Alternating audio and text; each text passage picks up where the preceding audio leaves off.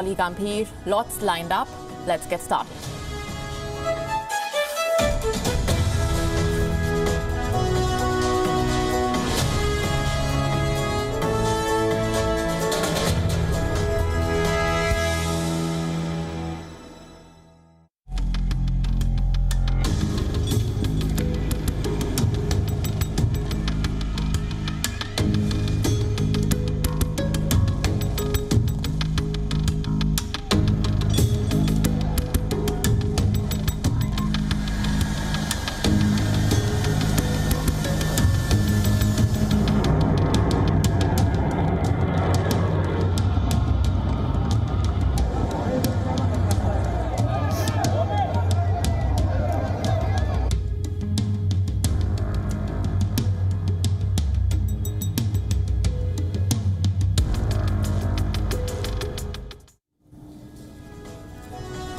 "20 years is a long time.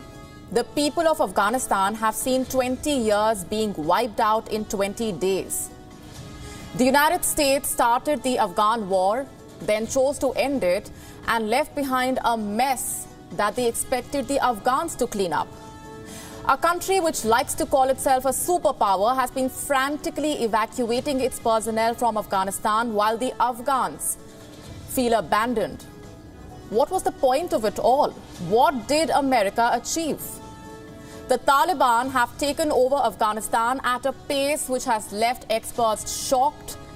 Heartbreaking scenes have emerged from the Kabul airport. 5 people were killed there today amid absolute mayhem.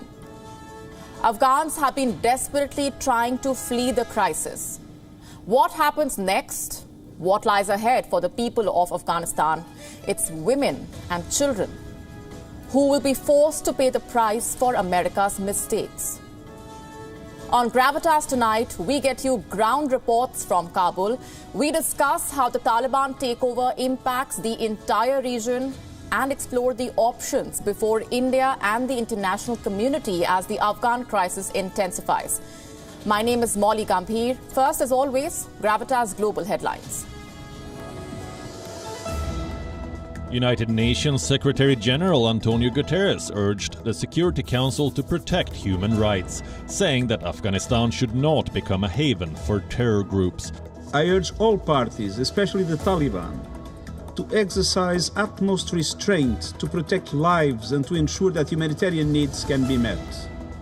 Addressing the same meet, the Afghan envoy to UN made an impassioned appeal, saying the world must not recognize a government made by force. Hospitals in Haiti were overwhelmed due to thousands of injuries after a devastating 7.2 magnitude earthquake hit the country a day before. The death toll due to the quake has risen to at least 1,297, while authorities race to bring in medical staff before a major storm hits. Malaysia has plunged into a political crisis as Prime Minister Muhyiddin Yassin resigns after just 17 months in office.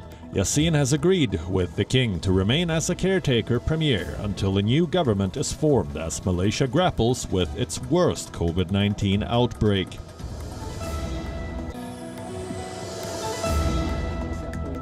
Canada's Prime Minister calls an early election for September 20th in a bid to prolong and strengthen his grip on power.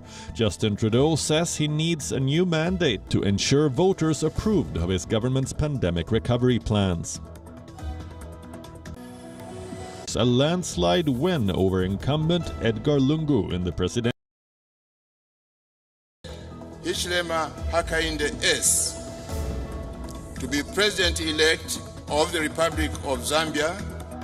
The incumbent president conceded defeat, marking the African country's third peaceful handover of power to the opposition. Australia's biggest city records its deadliest day of the pandemic as authorities scramble to enforce restrictions on movement. Sydney, the epicenter of Australia's third wave, recorded 7 COVID-19 related deaths in a single day. Amid slow exports and rising COVID-19 cases, the Chinese economy is not rebounding as expected. Data reveals the Chinese factory output and retail sales both reported slower growth in July, adding to signs that the economic recovery is losing momentum. At least 800 people were evacuated in Spain as blazes raged across multiple regions, with dry conditions increasing the risk of more wildfires. Almost 200 firefighters were dispatched to the province of Avila.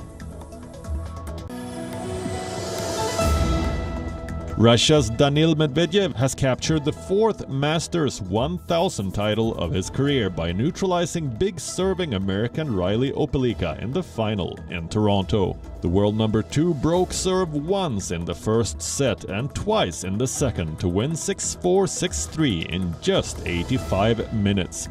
The women's event in Montreal saw Italian world number 71 Camilla Giorgi upset 4th seed Karolina Pliskova 6-3, 7-5 to win the biggest title of her career. The Paralympic Games, which begin in Japan from August 24th, will be held without any spectators, just like the Olympics, due to high number of COVID cases in Tokyo and 3 other prefectures. The decision was rubber-stamped at a meeting of organizers today, attended by International Paralympic Committee Chief Andrew Parsons. However, school children will still be able to attend under strict safety measures as a part of a government-backed educational program. Kabul has fallen, the Taliban is now firmly in control of Afghanistan, and the Afghans have nowhere to go. They are literally paying for America's mistakes with their own lives. The videos I'm about to show you will prove just how desperate the people of Afghanistan are today. These pictures are disturbing, and we advise viewer discretion. This was the Kabul International Airport this morning. A massive crowd jostling to get a seat inside an airplane. The airport is closed, there are no commercial flights, but thousands of Afghans tried to force their way into any plane that they could see. Have a look at this now. These are people of Afghanistan trying to get inside an American military aircraft. Just look at how they end up trying to cling on to this aircraft.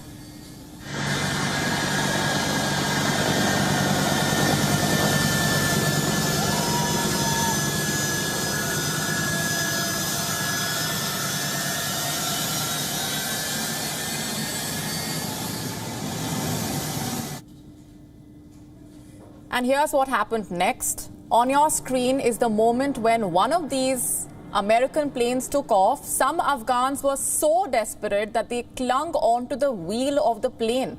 At least 2 fell to their death. You have to see this to believe it.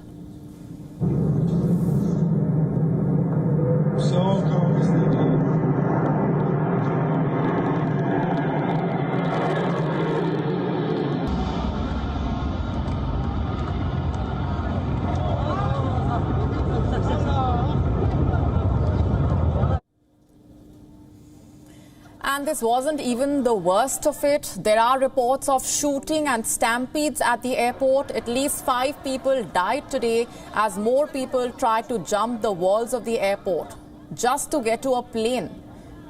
This is the mess that the United States has left behind. America is ending its 20-year-long war right where it began. Afghanistan has fallen back to the Taliban. The Taliban have installed themselves in the presidential palace. There is desperation and panic as the Taliban are walking freely on the streets of Afghanistan while brandishing their guns. What about the civilian government? The elected leaders of Afghanistan still remain out of sight. Former President Ashraf Ghani, who left Afghanistan yesterday with other aides, was denied entry into Tajikistan. Reports say he now wants to go to the United States via Oman.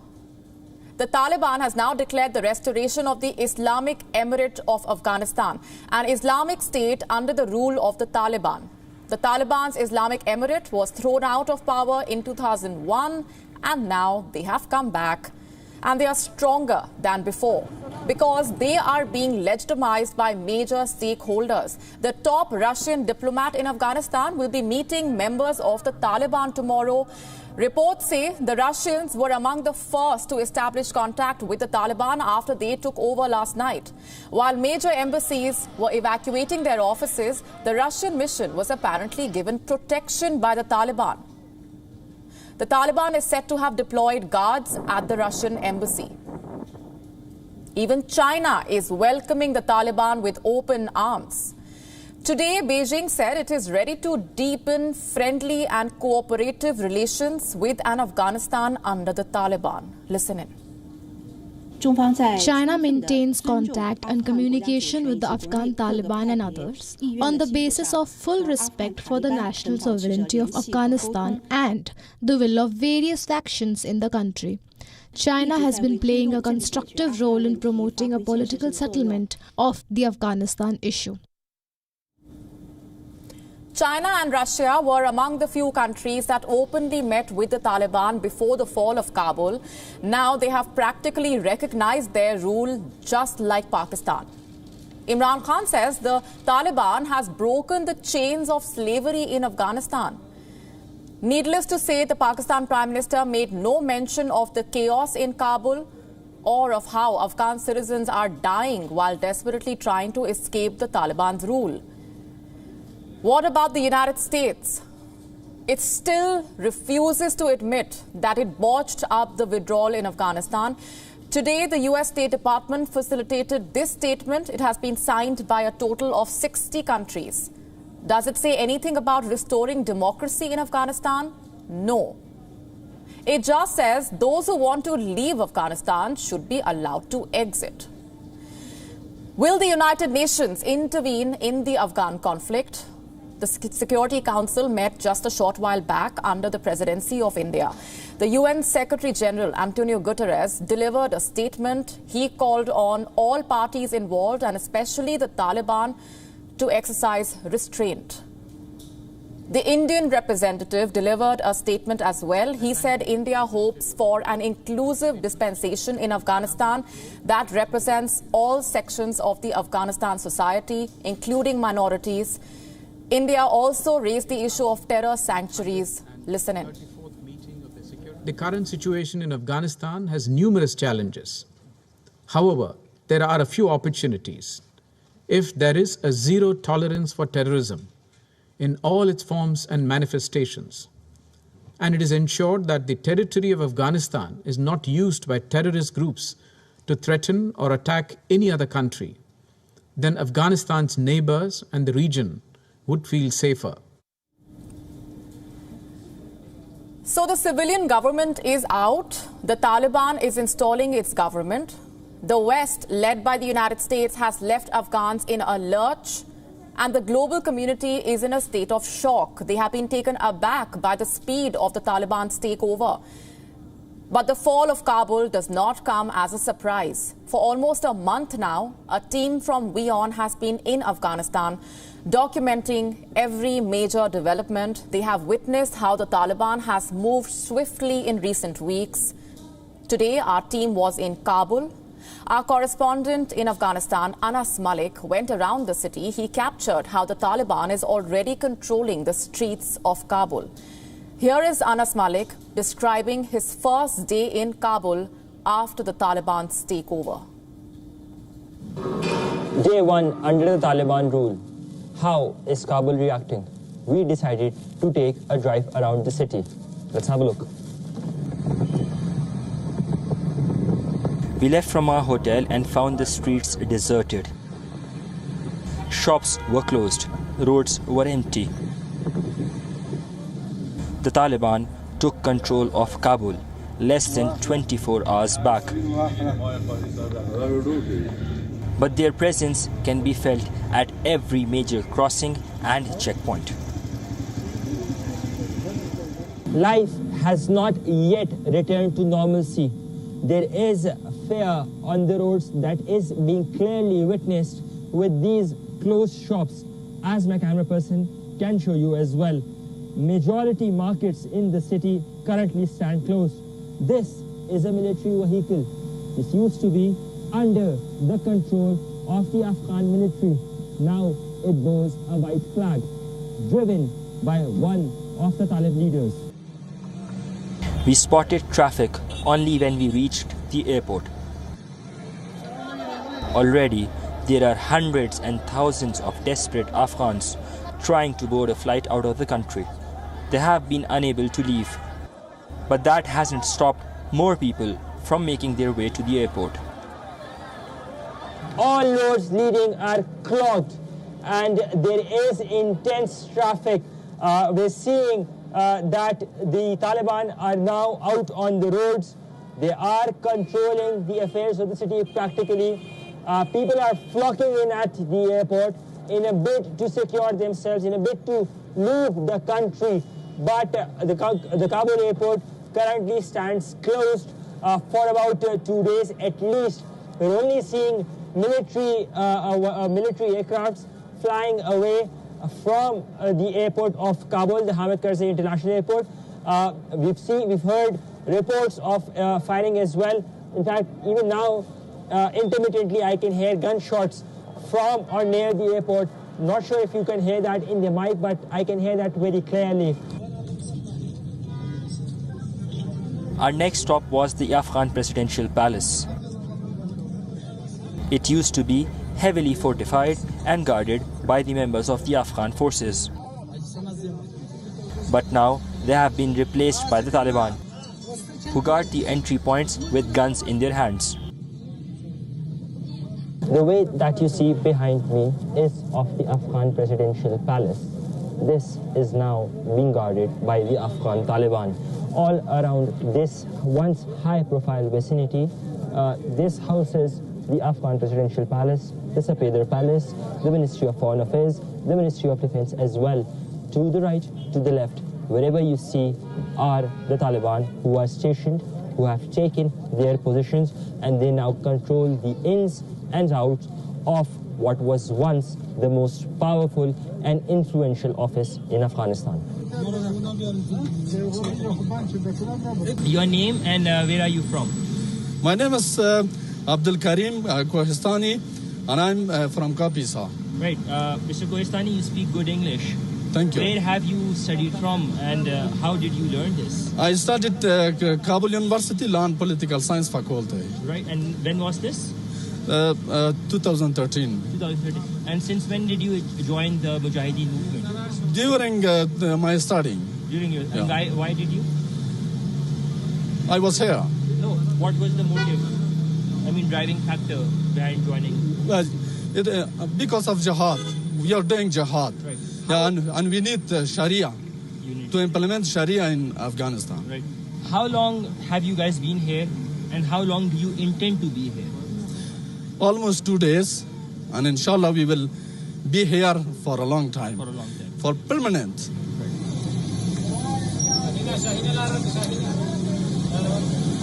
The fall of Kabul was swift.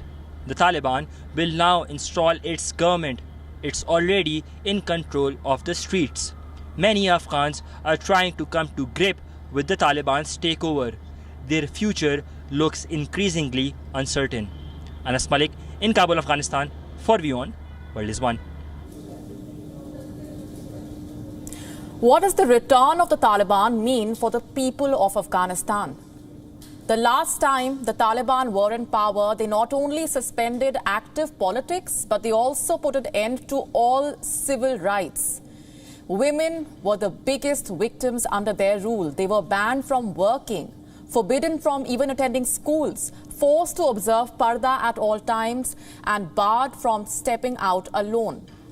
Are things going to be the same this time around? The Taliban says it has changed its approach, but some recent developments narrate a completely different story. Take a look at our next report for more.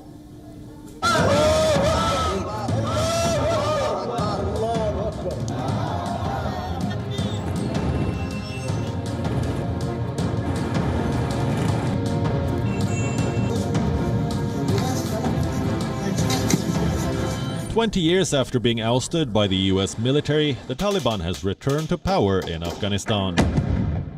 2 decades of gains made by Afghans are being rolled back. The dream of a modern democratic state is fading away. What lies ahead for the people of Afghanistan, if history is anything to go by? To start with, this return spells the end of democracy. The Taliban are rolling up their sleeves to establish what they call the Islamic emirate of Afghanistan. This essentially means a rerun of the 1990s, when the Taliban suspended active politics and ruled the country through swords and guns. They jailed and executed those who sided with the government. Civil rights were suspended. Women were banned from working. Young girls were forbidden from attending schools or universities. They were all forced to observe purdah in equal measure and barred from stepping out without being accompanied by a male relative.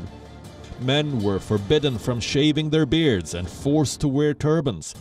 Prayer was made compulsory. Those who did not comply were arrested. Movie theaters were closed and repurposed as mosques. This time, the Taliban say their approach will be different, that they will create a society different from their previous rule. But there are reports of a woman already getting killed for wearing tight clothes. And lists of girls above 15 and widows under 45 being sought for being married off to the Taliban. These go to show how the Taliban have hardly mended their ways.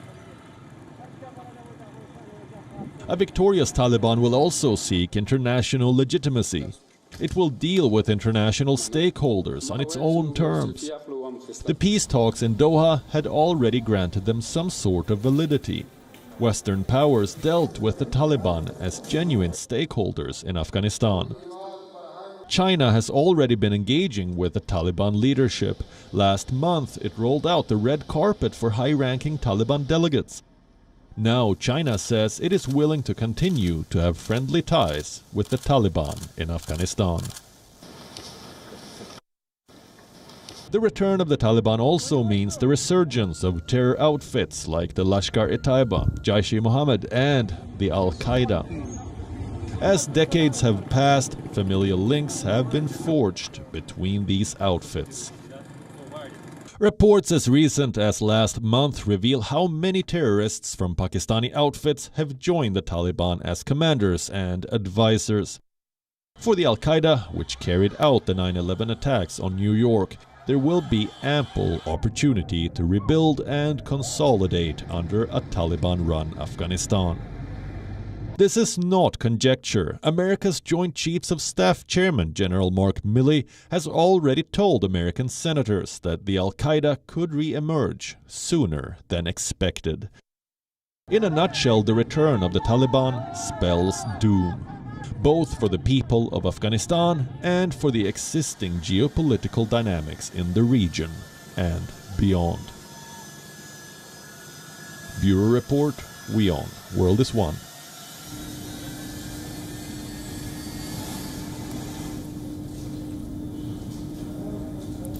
The Taliban may have captured Afghanistan, but let's not forget who primed the country for this collapse. For 20 years, the United States fought the war in Afghanistan. Today, looking at the pictures that have been coming in, we have to ask, what was the point? What did America achieve after 2 decades of this war? This is a complete capitulation. Kabul has fallen without resistance. I have some pictures for you tonight. They capture the magnitude of America's failure. The first image is from Saigon in 1975. This is after America lost the Vietnam War. The North Vietnamese army was advancing on Saigon, so CIA helicopters scrambled to evacuate the US embassy. This picture is a nightmare for American policymakers and a reminder of their biggest defeat. The question was, would there be a repeat? Would Kabul 2021 become Joe Biden's Saigon moment? In fact, he was asked this question just last month. This is how he responded. The Taliban is not the North Vietnamese army. They're not remotely comparable in terms of capability.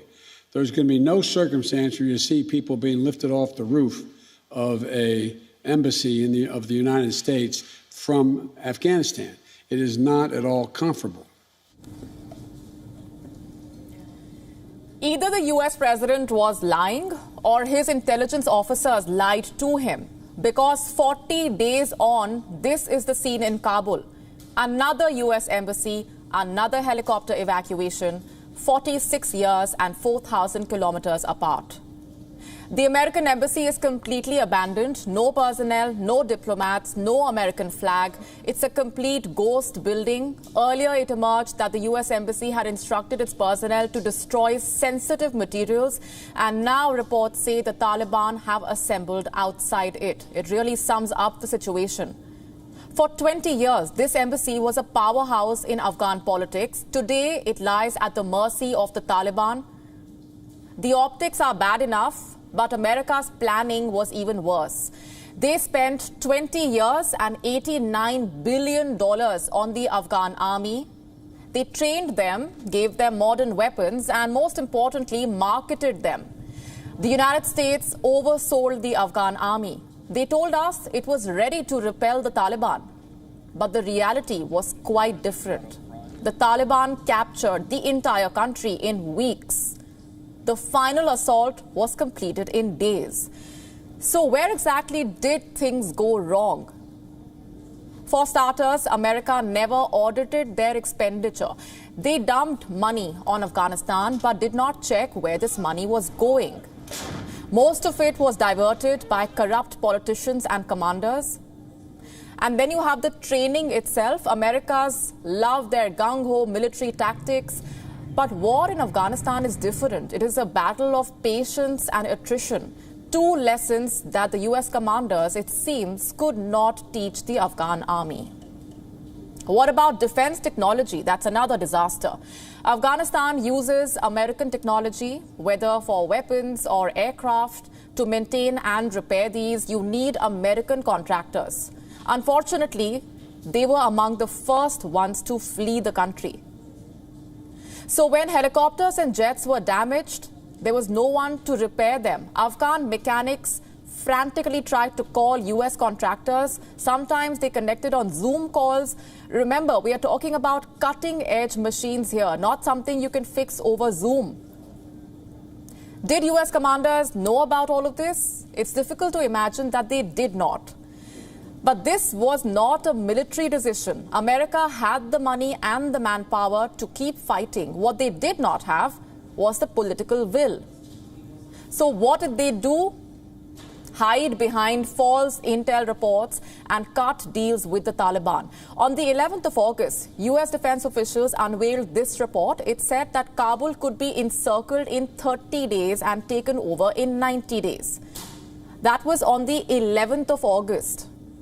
Just 5 days later, the Taliban are lounging inside the presidential palace in Kabul. We concede that intelligence is not always precise, but America got it wrong by 85 days, close to 3 months. This can mean two things. The US was completely disconnected from the ground situation, or the intel report deliberately downplayed the threat. So it's either ignorance or malfeasance. While these intel reports were being churned out, the US was busy cutting deals with the Taliban. The first came courtesy Donald Trump, the man who lit the fuse. He excluded the Afghan government from the talks, put the Taliban on a negotiating table, and agreed to pull out from Afghanistan. Before he could complete the agreement, Donald Trump was ousted. It was Joe Biden's turn then to lead the war, or in this case, wind up the war. Joe Biden had no problems reversing Trump's policies, whether it comes to climate change or even Iran. But on Afghanistan, he stuck with Donald Trump's agreement. So we have two presidents, one Republican, one Democratic, both equally complicit. In the last few days, the US was again cutting deals. They were asking the Taliban to spare the American embassy. In the end, it did not matter because Washington ended up abandoning the entire building. The US wants to complete its evacuation process. What about the millions of Afghans on the ground? Apparently, that is none of their concern. US Secretary of State Antony Blinken says the US mission in Afghanistan was a success. Then how did the Taliban win? Blinken has conveniently blamed the Afghan forces. I have to tell you that the inability of Afghan security forces to defend their country has played a very powerful role in what we've seen over the last few weeks.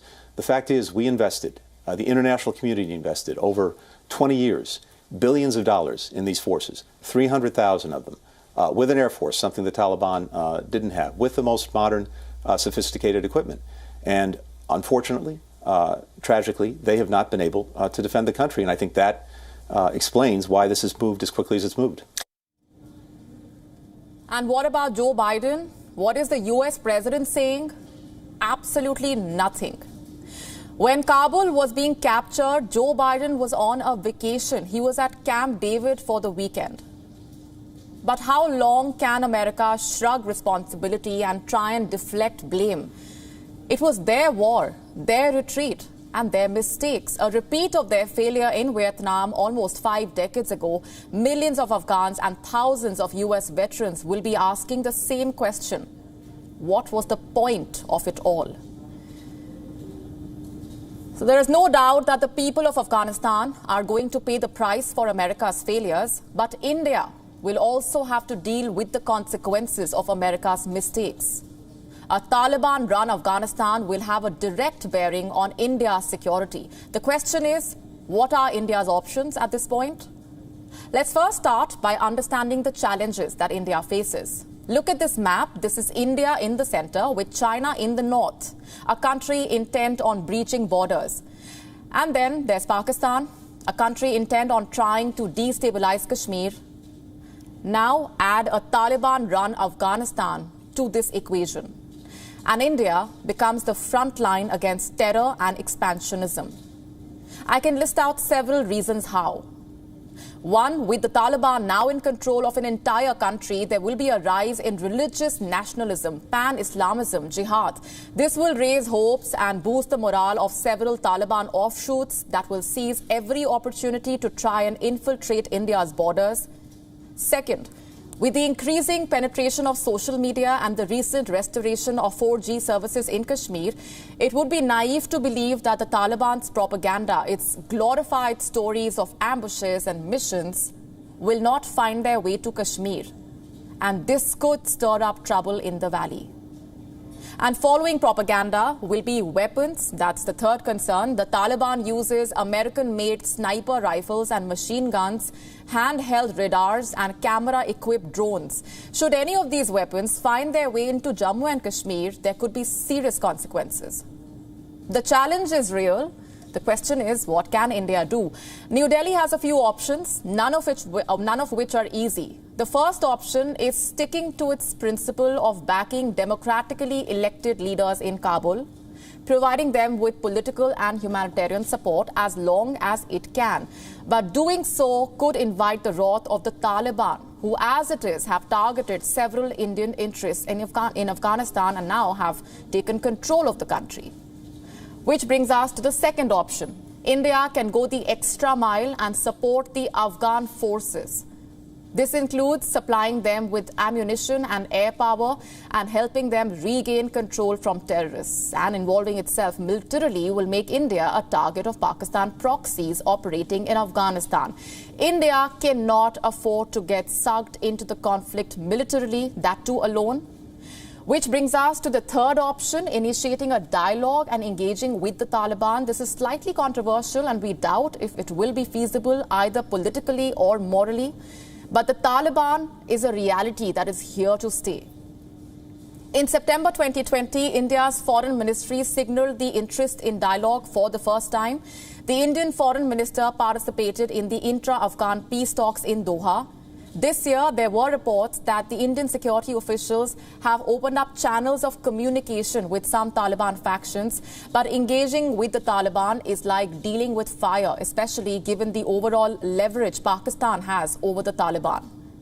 Which then brings us to the fourth and last option. India could simply wait and watch, observe how the conflict unravels, see how the odds are stacked, and wait for an opportunity to present itself, weigh its options accordingly, and then make a move. But sitting on the sidelines could also downplay India's relevance as a stakeholder in Afghanistan. It could deny India the right to have a say in the country's future, especially at the quote-unquote high table in Doha, where global powers are chalking out strategies. For now, all of India's options look complicated. All of them carry serious repercussions. Unfortunately, this is the card that India has been dealt.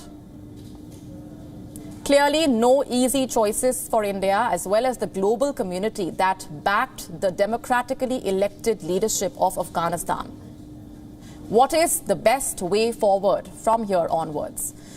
To discuss this and more, I'm joined by a special panel of guests. From Colombo, I'm joined by M. Ashraf Haidery, the serving ambassador of Afghanistan to Sri Lanka.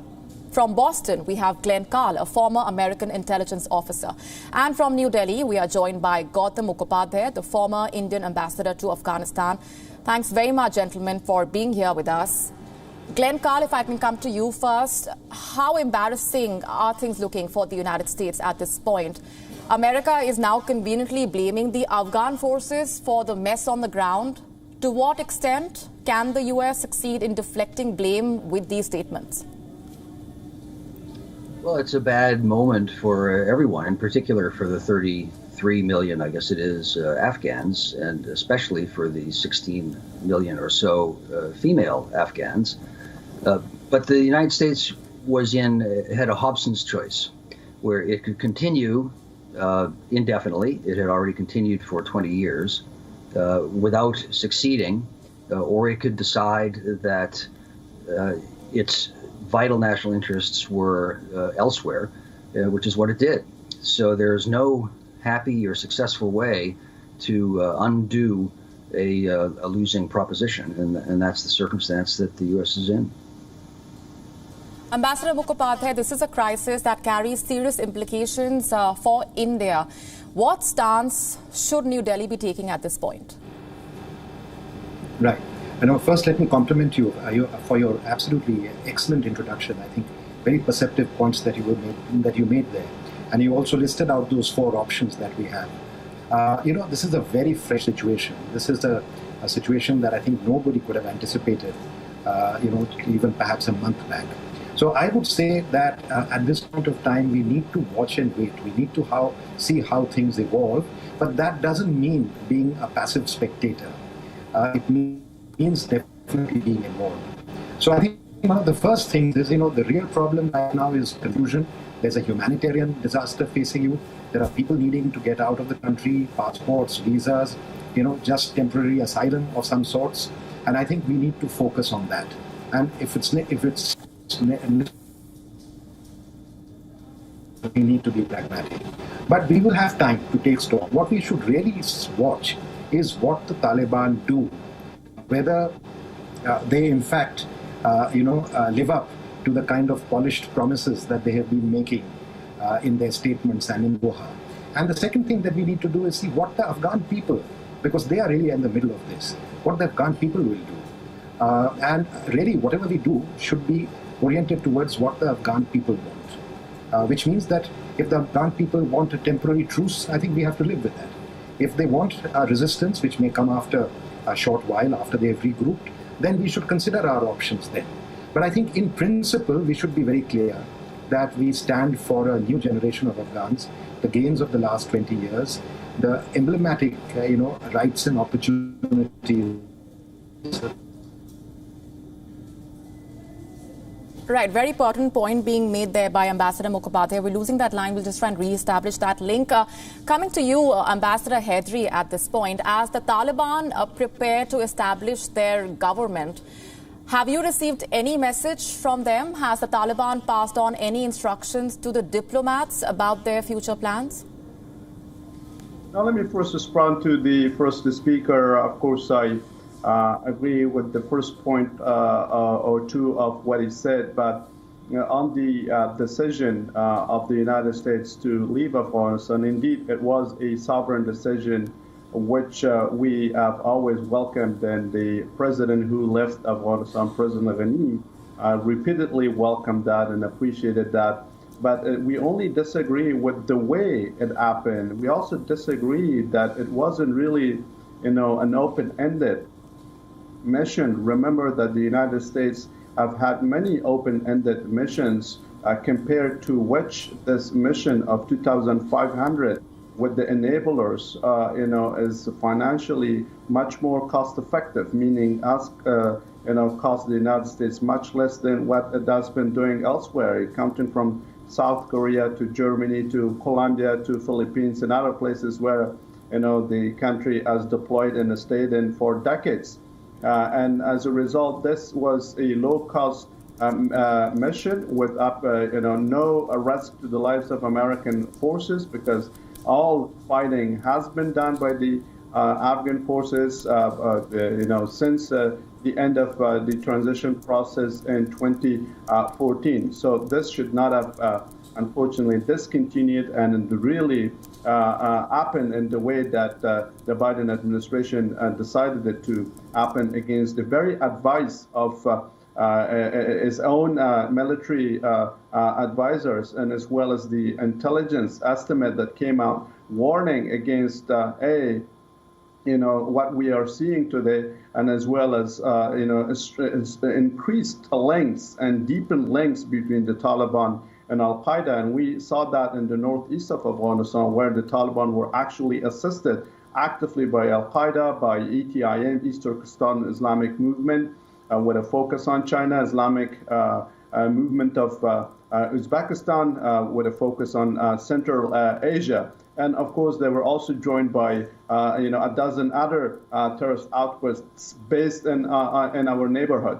So as a result, I think the mission would have definitely been worth it, absolutely, given what we are seeing today, which has cost the United States so much, unfortunate credibility, image, and a betrayal of democracy, freedom, human rights, women's rights. And look at the Afghan women and their kids on those Kabul International Airport tarmac, trying to somehow get a chance to get on a plane that of course had already been leaving. And unfortunately, some of those young men did cling on the plane, and unfortunately several of them dropped. And I don't know what happened to others. I don't know how many got on that. So that desperation, that fear that could have been avoided, unfortunately, it didn't.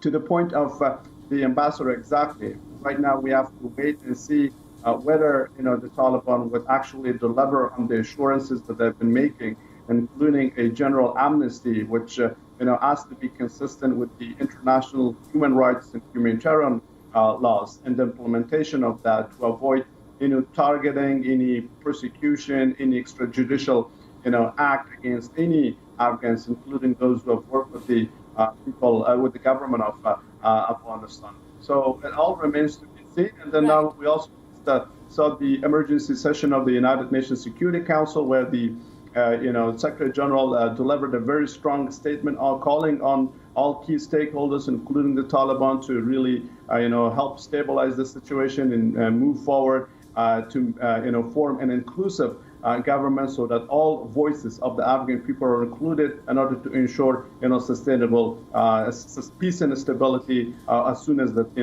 cessation of all violence and all acts of terror has actually ceased and verified and monitored by the United Nations. Words that were echoed by the Afghan ambassador to the United Nations. Right. Right. Glenn Carl, speaking of international intervention, how optimistic are you about the role that the United Nations can play at this point? We've also had statements from the UK Prime Minister Boris Johnson, for example, talking about how the international community should not legitimize the Taliban leadership. Statements like the one given out by Boris Johnson sound incredibly good during press conferences, sound excellent on paper, but they do not, unfortunately, change things on the ground. I'm an ardent supporter of the United Nations and the international system, but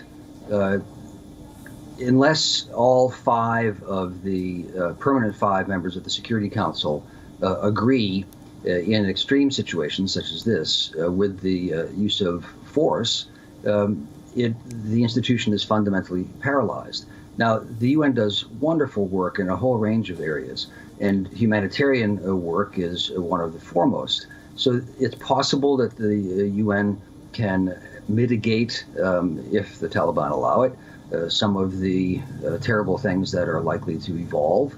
But I'm not optimistic at all that the UN can, in the international system, absent the use of force, can shape matters very successfully, or if at all, in Afghanistan. Ambassador Mukhopadhyay, a lot at stake here for India, especially given the developmental projects there. India has also been mulling giving refuge to Afghans fleeing persecution. What is your view on the same?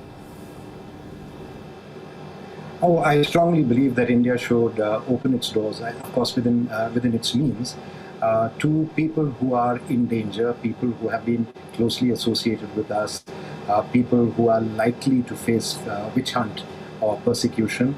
I also think that we should provide a space, a kind of temporary space for relocation for a lot of institutions that are going to suffer on account of this. One of them is media organizations, think tanks, Afghan scholars, civil society activists, all those who have actually stood for the gains of the last 20 years. Of course, I'm not saying that we should be indiscriminate here. We are just talking at this point about visas to be able to fly to some kind of safety, and the further measures would have to be thought of later. There would naturally need to be some burden sharing. We should continue the kind of support that we have provided for Afghans in India. Education, medical treatment, various kinds of diplomatic support. I won't list them all, but there's a lot that we can do even sitting in India. I think the kind of moral support, the kind of diplomatic support is something that would go a long way at this stage, and we should not take a narrow view of that. May I also just comment on 2 points? I think the point that you talked about, the clip where Secretary Blinken actually blamed the Afghan forces for their debacle, for their kind of dissolution, their collapse. Let's be clear, the Americans did spend money on the Afghan National Defense and Security Forces, but they only spent money in line with their counter-terrorism objectives. In other words, they basically invested in a counter-terrorist special forces units. They did not really develop the Afghan National Army. They did not spend money for the Afghan National Army to be able to defend territory, hold territory, and to be able to defend territory and hold territory and deal with the kind of practically invasion that has taken place from Pakistan. And partly it did this because Pakistan ensured that Afghanistan would not have a national army. So I think it's a bit rich to blame the Afghan National Army when they've been literally abandoned overnight for not being able to perform. Of course, there are lots of problems on their own, but I think it's a bit rich to put all the blame on the Afghan army. And as far as the international community is concerned, I think the international community has hoodwinked the world into thinking that there is going to be a negotiated political settlement. I think it was clear, crystal clear, with the US-Taliban deal that the entire decks had been stacked in favor of the Taliban, preferably by negotiation, but if not by negotiation, just by force. And I think the Taliban and their masterminds have waited for the day when the US will pull out its troops, and even before, waiting for the last 15 days of August, they have not been able to contain themselves and entered Kabul. One would have thought that they would have at least allowed the Americans to leave in peace. Senator Haidery, we're completely running out of time, but coming to you for some closing remarks. Extremely precarious situation like we discussed, but do you plan on returning to Kabul at some point? What is Sri Lanka's strategy going to be from here onwards? Well, of course, the Taliban have not been recognized, and they will not be recognized unless and until they really, accept the key conditions of the international community, consistent with the international laws and conventions and all the obligations that the government of Afghanistan has committed, including, preservation and consolidation of our. Too premature to comment on that. We will continue our jobs, and we will see how the situation. Right now, very much diplomacy, drawing attention to the